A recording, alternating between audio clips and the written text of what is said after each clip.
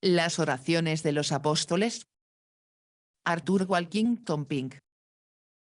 5. Romanos 15, 13. Es por la providencia de Dios que cada uno de nosotros es blanco o negro, hombre o mujer, un hombre de 1 o 5 talentos. Sin embargo, es nuestra responsabilidad comerciar con esos talentos y, si se les da un buen uso, se nos confiarán más. Sin embargo, si bien la providencia de Dios es a menudo un índice, no es la regla. En su oración anterior, el apóstol había pedido que el Dios de la paciencia y de la consolación concediera a los santos de Roma ser unánimes unos para con otros, según Cristo Jesús, para que prevalezcan entre ellos la amistad y la concordia. A ellos, a continuación, le recordó que la misión del Redentor abarcaba no solo a los judíos sino también a los gentiles, que el propósito eterno de Dios respetaba una porción elegida de ambas partes de la raza humana. En apoyo de esta afirmación citó no menos de 4 pasajes del Antiguo Testamento, tomados respectivamente de la Ley, los Salmos y los Profetas, que eran las secciones principales en las que se dividían los oráculos divinos. Ver Lucas 24, 44, cada uno de los cuales predijo que los gentiles tomarían su lugar junto a los judíos en la adoración al Señor. Por lo tanto, los cristianos hebreos no deben dudar en dar la bienvenida a los gentiles creyentes entre ellos. Luego, el apóstol concluyó esta sección de su epístola, suplicando nuevamente el trono de gracia en su nombre, evidenciando así su profunda solicitud por ellos e insinuando que solo Dios podía impartir la gracia necesaria para la obediencia a los mandatos que les había dado. La base de nuestro deber es el mandato divino, que es el único determinante de la responsabilidad humana. El fin de nuestro deber es la gloria de Dios, agradarle en la tarea que nos ha asignado. La recompensa actual del deber es una buena conciencia, la paz y la satisfacción mental de saber que he hecho lo correcto. El camino del deber es el camino al que me lleva la divina providencia y que los divinos preceptos me han señalado. A él con todo mi corazón y fuerzas y a mi prójimo como a mí mismo. Es prestar ese servicio que estoy natural o moralmente obligado a realizar a los demás. Más particularmente, es la ejecución de mis responsabilidades en el lugar que ocupo, ya sea en el hogar, la iglesia o el mundo. Proverbios 4, 11. A diferencia de los caminos apartados de la necedad, que la gracia divina nos haga perseverar en ello. Para caminar, para eso debemos volvernos a la palabra. Es en las Escrituras, y solo allí, que se define para nosotros el camino del deber. Allí se denomina el camino de tus mandamientos, Salmo 119, 35, por el cual debemos orar para que Dios nos haga entrar, porque por naturaleza no estamos dispuestos a ello, naciendo como un asno montés. Pollino, Job 11, 12. Así, el camino del deber es el de la plena obediencia a Dios. Es el camino de la santidad, Isaías 35, 8. En contraste con la marcha de este siglo, Efesios 2, 2, que es uno de conveniencia o de elegir lo que parece más fácil y placentero. Es el camino de la sabiduría. La instrucción vital debe obtenerse prestando atención a la conexión entre el versículo que tendremos ante nosotros y los que preceden inmediatamente. En el contexto, Pablo había citado varios pasajes del Antiguo Testamento que anunciaban la salvación de los gentiles y su unión. Aquí el apóstol nos muestra qué uso debemos hacer de las promesas divinas, es decir, convertirlas en oración creyente, pidiendo a Dios que las cumpla. A medida que Dios se acerca a nosotros en promesa, es nuestro privilegio acercarnos a Él en petición. Esas profecías eran otras tantas garantías infalibles de que Dios tenía la intención de mostrar misericordia a los gentiles. Tan pronto como Pablo las citó, se arrodilló ante su dador, enseñando así a los santos romanos, y a nosotros, cómo convertir las promesas en resultados prácticos, instruyéndoles qué pedir. De la misma manera, cuando quería que los santos de Efeso rogaran a Dios que iluminara su entendimiento, para que pudieran conocer las grandes cosas del Evangelio, les dio ejemplo al orar por eso mismo. Entonces aquí, era como si dijera, has prometido que los gentiles esperarán en ti. Es en este tercer aspecto que Pablo los ve. Tú eres el Dios de la esperanza. Entonces obra bondadosamente en estos santos para que puedan abundar en esperanza por el poder del Espíritu Santo, y que ellos también, a partir de mi ejemplo, se vean obligados a suplicarte y a suplicar esta promesa a el mismo fin para el logro de esta misma bendición. Habiendo tratado de señalar la conexión instructiva entre la oración del apóstol y los versículos inmediatamente anteriores, unas palabras ahora sobre su contexto más remoto. Esta oración concluye la sección de la epístola que comenzó en 14:1, en la que el apóstol se había esforzado por eliminar lo que amenazaba con producir una infeliz división en la compañía de los santos romanos, sin tomar partido y declarando expresamente quién estaba equivocado. Había establecido principios amplios y simples para que cada uno actuara, de modo que si su conducta se regulaba por ellos, el amor cristiano y la libertad cristiana se conservarían por igual. Les puso el ejemplo de su maestro y luego les mostró que tanto a judíos como a gentiles se les daba el mismo lugar en la palabra de profecía. Ahora, para tomar prestado el hermoso lenguaje de Moule, él los estrecha imparcialmente contra su propio corazón en esta preciosa y llena de bendiciones, suplicando para ambas partes, y para todos sus individuos, una maravillosa plenitud de esas bendiciones,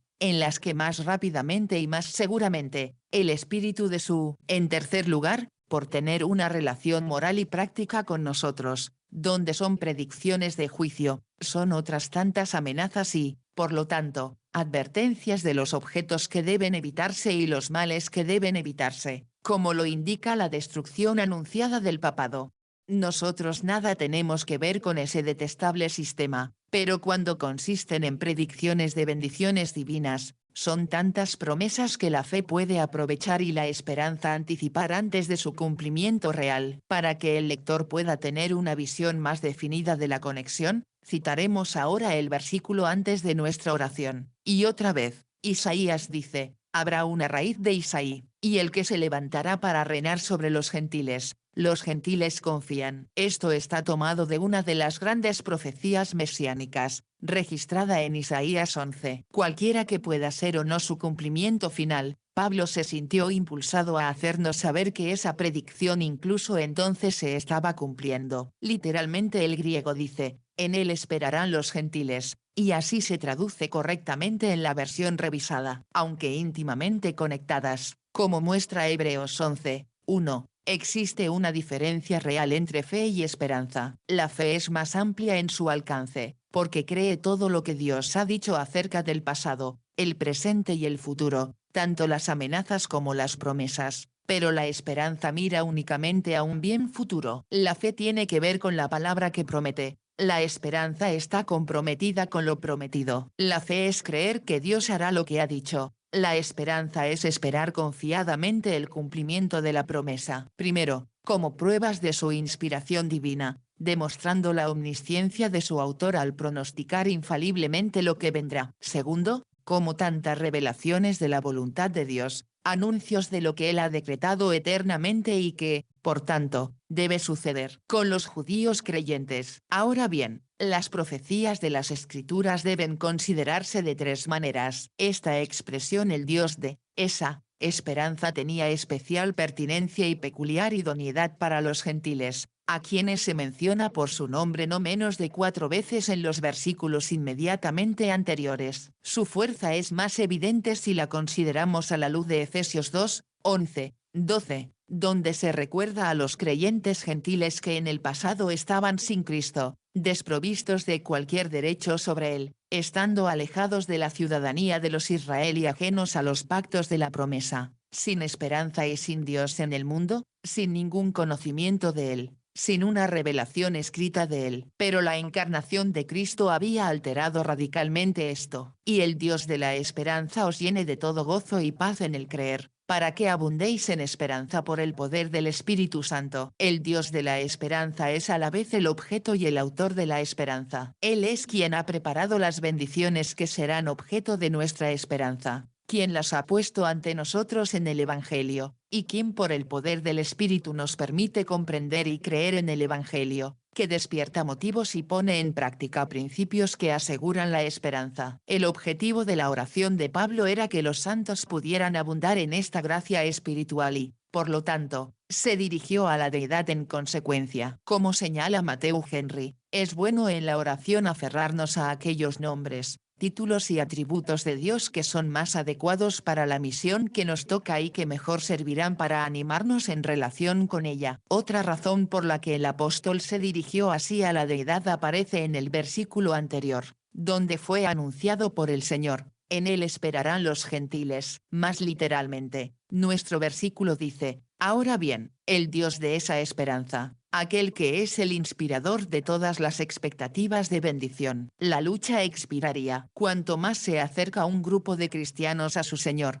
más se acercan unos a otros. A menos que Dios se hubiera revelado en la palabra de verdad, no tendríamos ningún fundamento de esperanza. Pero las Escrituras son ventanas de esperanza para nosotros. Esto es evidente en el versículo 4 de nuestro capítulo: porque las cosas que se escribieron antes, para nuestra enseñanza se escribieron, a fin de que, mediante la paciencia y la consolación de las Escrituras, tengamos esperanza. Así, el Dios de la esperanza se revela en sus oráculos vivientes con el propósito de inspirar esperanza. Si queremos llenarnos de fe, gozo y paz, debe ser creyendo lo que se nos presenta en las Sagradas Escrituras. Antes de que tengamos una verdadera base interior de esperanza, Dios mismo, tal como se revela en la Biblia, debe ser nuestra confianza. Fue escudriñando lo que el apóstol descubrió que había esperanza para los gentiles, y así el corazón más agobiado puede encontrar en él un sólido consuelo si busca y cree en su contenido. Cada promesa divina está calculada para inspirar esperanza al creyente. Allí se encontrará una base segura sobre la cual descansar. El gran diseño de su misión no se limitó a Palestina, sino que fue mundial, porque él derramó su sangre expiatoria por los pecadores de todos los pueblos y tribus, y tras la conclusión triunfal de su misión encargó a sus siervos que predicaran el Evangelio a todas las naciones. Por lo tanto, el apóstol había recordado a los santos romanos que Dios dijo: alegraos, los gentiles, con su pueblo. Ahora se había convertido para ellos en el Dios de la esperanza. Consideremos ahora la petición que el apóstol presentó aquí al Dios de la esperanza. Era que Él los llenara de todo gozo y paz en el creer. Esto debe considerarse en primer lugar en su alcance local. La frase en creer se remonta a aquellas benditas porciones del Antiguo Testamento que acababan de ser citadas. Era una oración para que Dios, bondadosamente,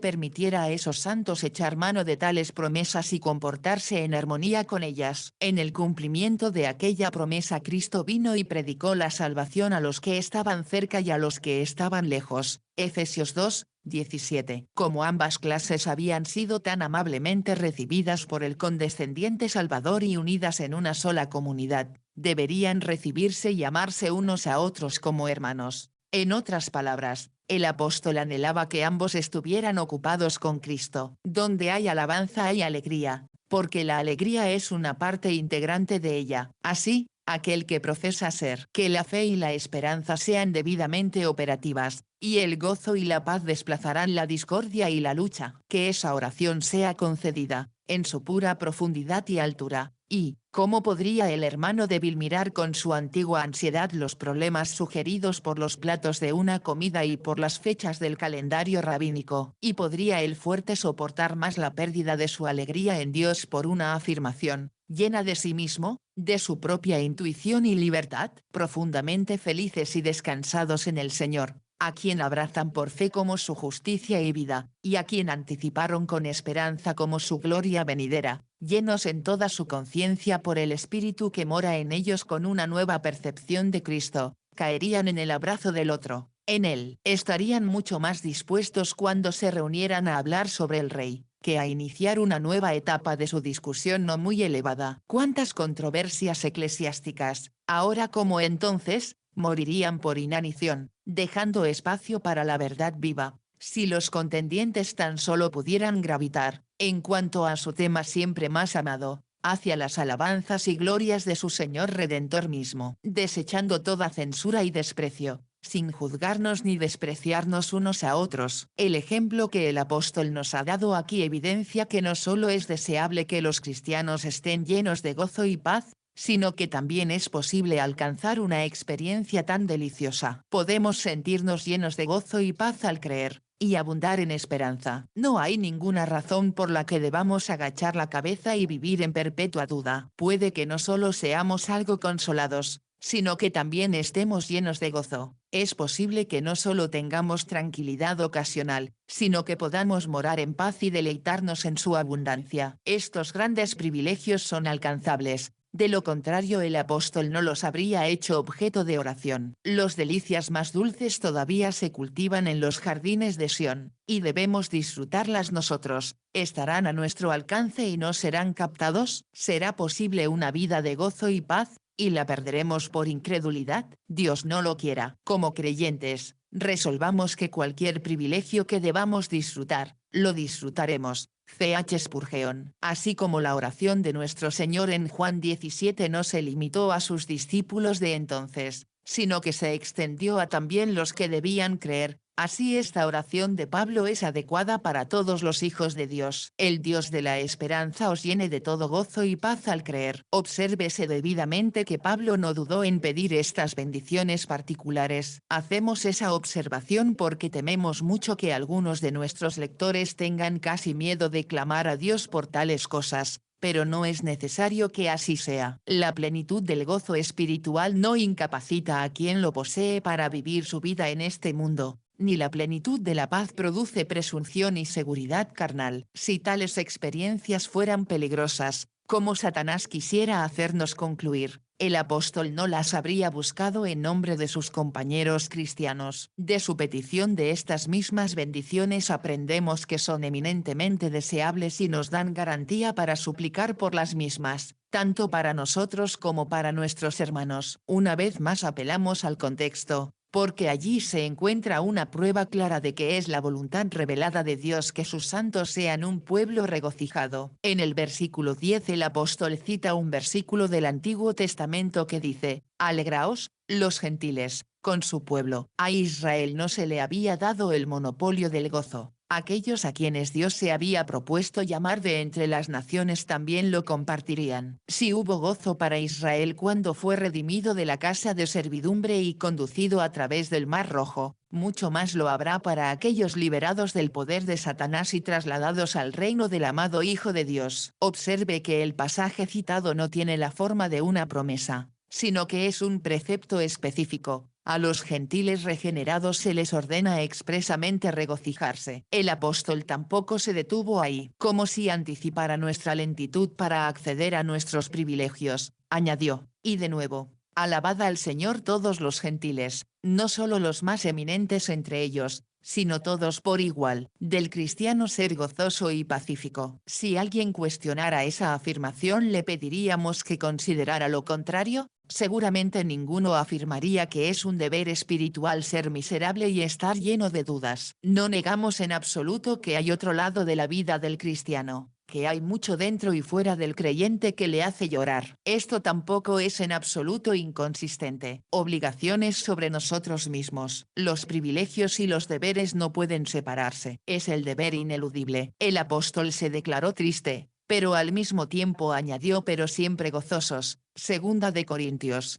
6:10. Con toda seguridad, aquellos que dicen ser aceptados en el amado y viajar hacia la bienaventuranza eterna, traen reproche a aquel cuyo nombre llevan y hacen que se hable mal de su evangelio. Si están tristes y abatidos y pasan la mayor parte de su tiempo en el cieno de abatimiento. En tercer lugar, estas bendiciones nos llegan al creer, al apoderarnos con la fe de las cosas prometidas. El hecho de que el apóstol orara por estas bendiciones indicaba que no solo son deseables y alcanzables, sino también que nos corresponde a nosotros entrar en posesión de ellas. Ahora no podemos intentar probarlo, pero afirmaremos aquí el hecho de que las cosas que podemos pedirle a Dios o que nos dé son, al mismo tiempo. Pero hay que ir un paso más allá. El apóstol aquí dio a conocer cómo se pueden obtener estas bendiciones tan deseables y necesarias. Primero, deben buscarse en oración, como se desprende del ejemplo de Pablo. En segundo lugar, solo se pueden alcanzar cuando el corazón está ocupado con el Dios de la esperanza, es decir, un Dios prometedor, porque las cosas que debemos esperar se revelan en sus promesas. El Dios de la esperanza os llene de todo gozo y paz insinúa tres cosas. Primero, que existen grados de estas bendiciones. Hay unos pocos cristianos que los disfrutan plenamente, pero la gran mayoría, para su vergüenza, solo experimentan una muestra de ellos. Cada uno de nosotros debe buscar en Dios la más plena comunicación de estos privilegios. En segundo lugar, la amplitud de las palabras del apóstol, así como también su para que abundéis en esperanza, manifiestan cómo se ensanchó su corazón hacia los santos y qué amplias provisiones de gracia buscó para ellos. En tercer lugar, que así honremos a Dios en la oración, contando con la gratuidad de su gracia. No hay apuros en él, y no debería haberlos en nosotros, ya que venimos al Rey del cielo. Llevemos grandes peticiones con nosotros. ¿No nos ha animado a hacerlo? Habiendo dado a su amado Hijo por nosotros y a nosotros, ¿cómo no nos dará también con él todas las cosas? No nos ha invitado a beber, y beber en abundancia. Cantares de los Cantares 5:1. Entonces, que nuestras peticiones estén de acuerdo con su invitación y no nos acerquemos a él como si estuviera circunscrito como a nosotros mismos. Un cristiano y al mismo tiempo se queja de que le falta gozo y paz, reconoce que no obedece estos preceptos. Para que abundéis en esperanza. Esta cláusula informó a los santos romanos, y a nosotros, la razón por la cual el apóstol hizo la solicitud anterior, o el diseño que tenía a la vista para ellos. Establecidos en cuanto al pasado, felices en el presente, desearía que tuvieran confianza en el futuro. Lo mejor aún está por ser, porque hasta el momento el cristiano solo ha recibido una arras de su herencia, y cuanto más esté ocupado con la herencia misma, mejor equipado estará para seguir adelante hacia ella, a través de todas las dificultades y obstáculos. Porque esperanza es uno de los motivos o resortes de acción más poderosos. Hebreos 6:11-12. En nuestros días, algunos del pueblo del Señor necesitan ser informados de que la palabra esperanza no creerán en Dios hasta que sientan que tienen gozo y paz, lo cual es como necesitar flores antes de que el bulbo haya sido plantado en la tierra. Pero, ¿cómo puedo tener gozo y paz mientras estoy inmerso en un conflicto así, en su mayoría perdedor, con el pecado que mora en mí? Respuesta: no puedes oponerte con éxito al pecado que mora en ti si estás triste y lleno de dudas, porque el gozo del Señor es tu fortaleza. Nehemías 8:10. No hay gozo y paz genuinos excepto al creer, y en proporción exacta a nuestra fe estará nuestro gozo y paz. Os llenéis de todo gozo y paz en el creer. Muchos buscan, aunque en vano, revertir este orden,